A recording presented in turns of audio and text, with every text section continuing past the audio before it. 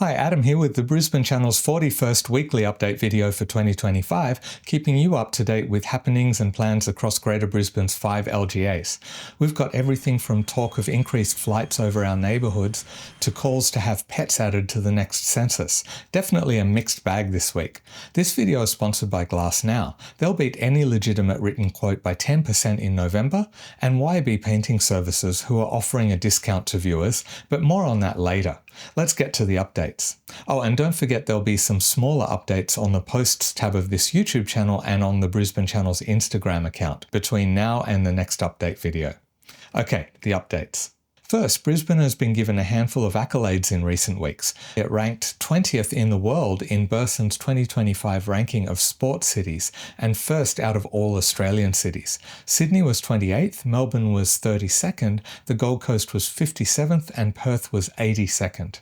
To come up with the rankings, they analysed the views of International Sporting Federation presidents, secretaries general, heads of events, sport industry experts and over 1,000 global sports media representatives.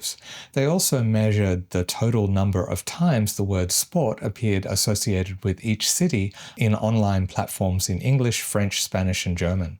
That instantly puts a bias toward Western cities in the study, so it's not exactly the most rigorous attempt to rank global sporting cities. But no doubt the ranking will be used to help support Olympics marketing, which will then boost Brisbane's position in future rankings, and it becomes a self-fulfilling prophecy of sorts. The second set of rankings that Brisbane has placed in the top 20 of is the 2025 Global Destination Sustainability Index. Brisbane has been placed in 16th position with a score of 81.19 points. The scores are calculated by examining various aspects of four main categories: city environmental performance, city social performance, supplier performance, and destination management performance. This year, Brisbane was placed 4th in the Asia-Pacific region, one spot ahead of Sydney, but Melbourne secured first place in the region. Worth noting is that only 81 destinations were included in the global rankings this year. The final one has Brisbane as number 1 globally. It's the C&IT Awards, which found Brisbane to be the best event destination. They found Brisbane's world-class infrastructure and warm, welcoming atmosphere to be a winning combination, saying that Brisbane offers a compact, walkable city centre with subtropical climate ideal for year-round events. Walkable. I guess the judges never had to cross Victoria Bridge on a pleasant 36-degree spring day like Monday is likely to be. But let's move on.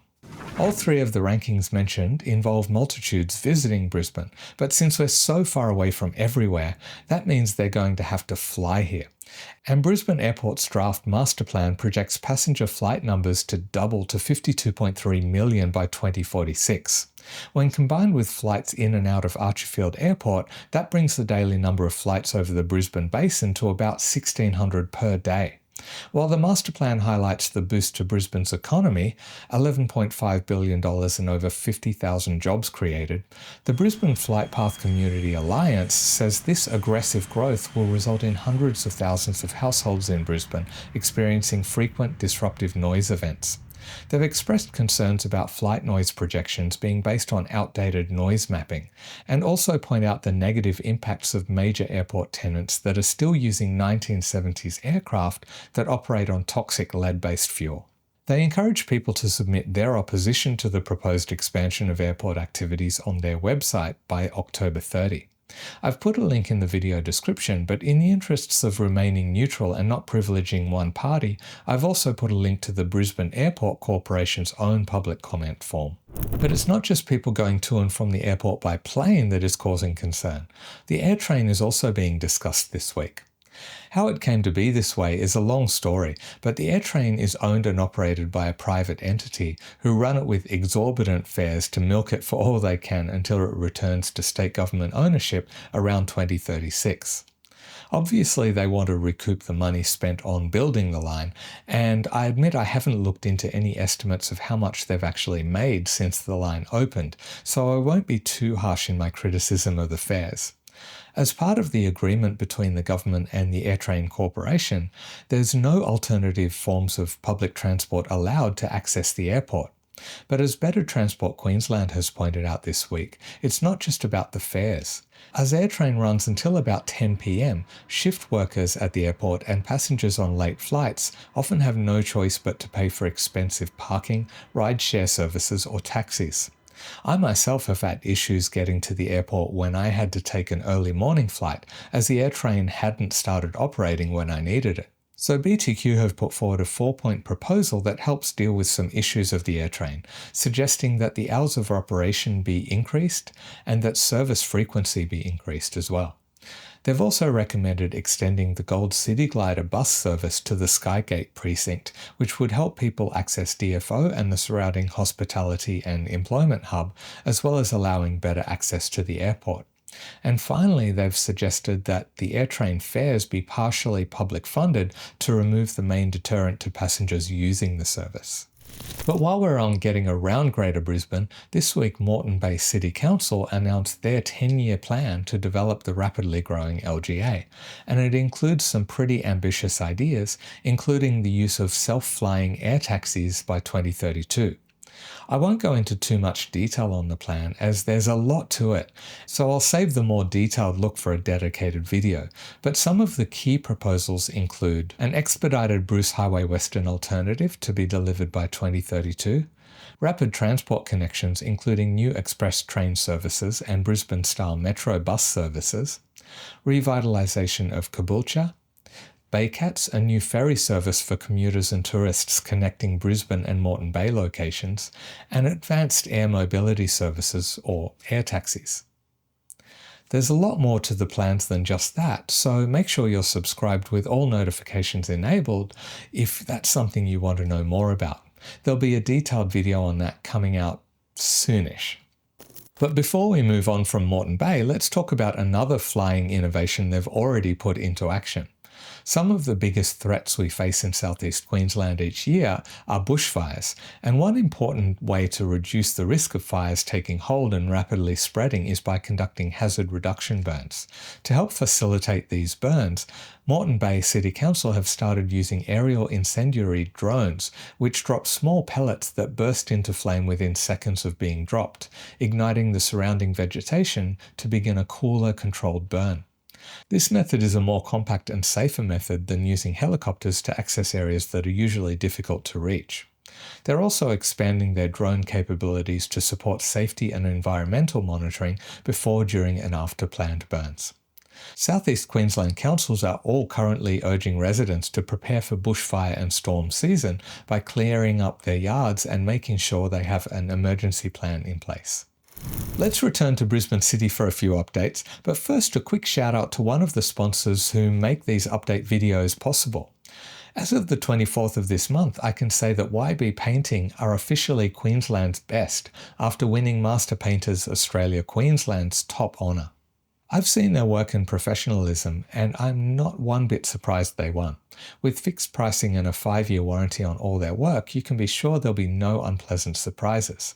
Claim your 10% discount by scanning this QR code or the link in the video description. A couple of updates now for Brisbane City. Firstly, the system inside Brisbane City Hall's clock tower has just been upgraded. A new GPS synchronized system has been installed, with the upgrade also involving the installation of 6 new motorized gearboxes. As the clock was built in the late 1920s, many of the parts are no longer available, so they had to be custom made.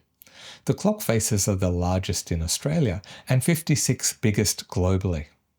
And while we're talking City Hall, Brisbane City Council has put forward the suggestion that pets should be included in questions for the Australian census, saying that it would help councils across the nation deliver better parks, facilities and programs that cater to the owners of domestic pets, as well as the pets themselves.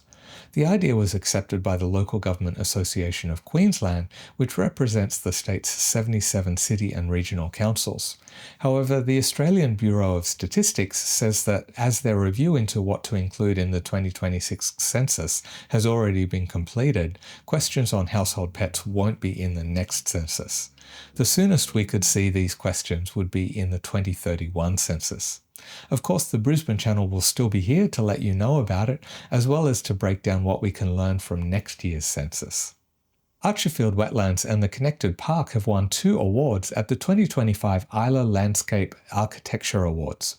You may remember the announcement that the park was awarded Queensland's Park of the Year in September.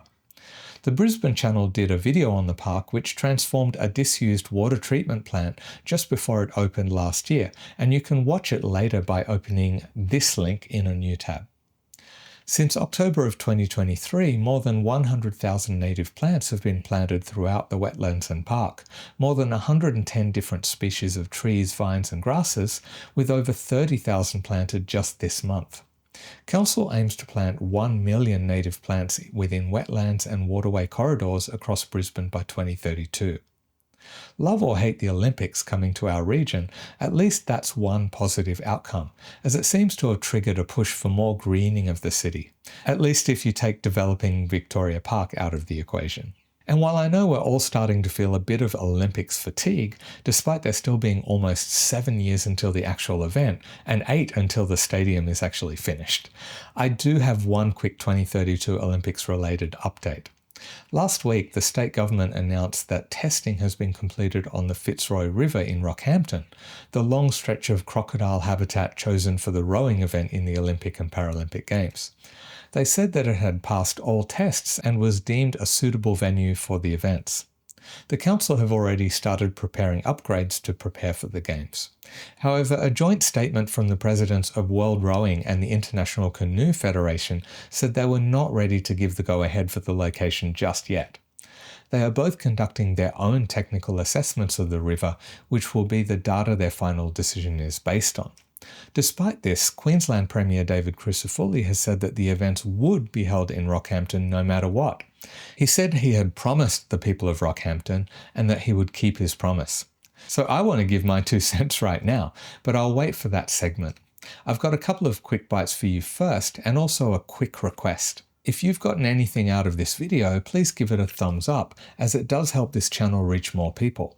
And you can also say thanks by buying me a coffee, or supporting the work that goes into this channel by becoming a member, which also gets you extra perks like ad-free early access videos, extra content, and monthly what's on lists of things to do across Greater Brisbane and beyond. Thanks to these members for their continued support.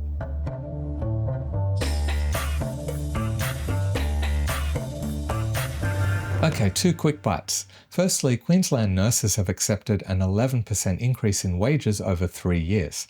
The deal also includes overtime paid at double time for all shift workers, an increase in allowances for rural and regional nurses, 14 weeks of paid parental leave, and 10 days of domestic violence leave. While reports are that 83.8% of nurses accepted the agreement, that's 83.8% of the nurses who voted, and only 44% actually took part in the ballot. So it would be more accurate to say that just under 37% accepted the deal. Next, Logan residents are being invited to share a photo that represents their view of life in Logan. The artistic and creative photos will be displayed in Logan Art Gallery's foyer over 4 weeks from March the 4th next year. You can submit up to 3 photographs and it's free to enter. I've put a link in the video description. If you're just after the neutral updates of what's going on in Greater Brisbane, this would be where you stop watching, because now I need to get something off my chest, and this will probably be the most strongly biased of all the My 2 Cents segments so far, and to be honest, I'm a little nervous about voicing this particular opinion. But I must be true to my own views, but also remain open to those who have different ones, so I hope we can all take that approach. As always, I will emphasize that this is an expression of my opinion. I don't claim to be right, and it's more about putting some opinions out there as a way to stimulate a conversation. A mature and open conversation, and not a verbal bar fight. Okay, this is not actually an event about the Olympics, even though the trigger is the promise to make the Fitzroy River the location of the Olympic rowing events. It's about something bigger than that. It's more about the apparent attitude of our current Premier and approach to doing things. While people like to make everything black and white, focus on just the positives or negatives, or overgeneralize based on which party they're talking about, I want to make it clear that this is just about one aspect of what I've observed in the Crucifulli government's approach. I'm not saying everything about them is bad, and I'm definitely happy to celebrate any and all objectively positive things they achieve. And while they are doing some good things, let me get to what I have an issue with. David Crisafulli has promised the people of Rockhampton that the Olympics rowing events will be based on the Fitzroy River, but he made that promise before a detailed assessment about the suitability of the river had been made. Not only that, but the international bodies that oversee rowing and canoeing globally, who are meant to sign off on the location before it can be formally accepted, are yet to conduct their own assessments. Yet Crisafulli has already said that no matter what, the events will be held there.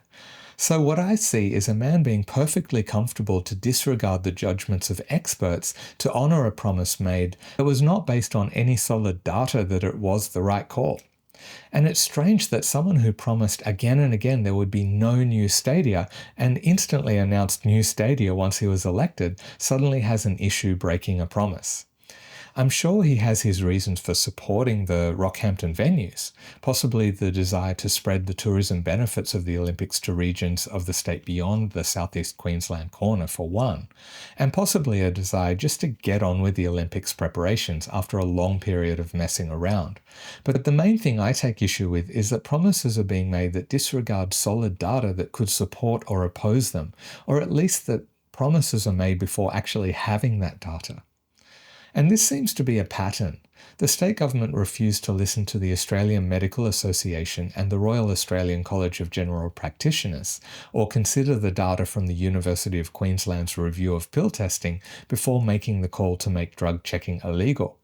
And just as they withheld that report, they were also refusing to release an independent report on homelessness. If you can bring up some points to show that my interpretation of what I see is flawed, that's more than welcome. But the impression I get is that the current approach is to suppress actual data that has been independently collected if there's any chance it will go against the narrative that they're trying to push. But worse than that, I see the decision being made that we're going to do what we want to do, no matter what data and measurable, verifiable research finds. There seems to be a very real aversion to taking an evidence-based approach to things, and I find it not only concerning, but also extremely frustrating to watch. Am I saying things would be better under different leadership? No, I'm just pointing out what I see in the current leadership. I'm not here to push anyone towards or away from any party or politician. I'm just commenting as a non-party aligned resident of southeast Queensland what I feel is happening around me, and I'll leave it at that. See ya.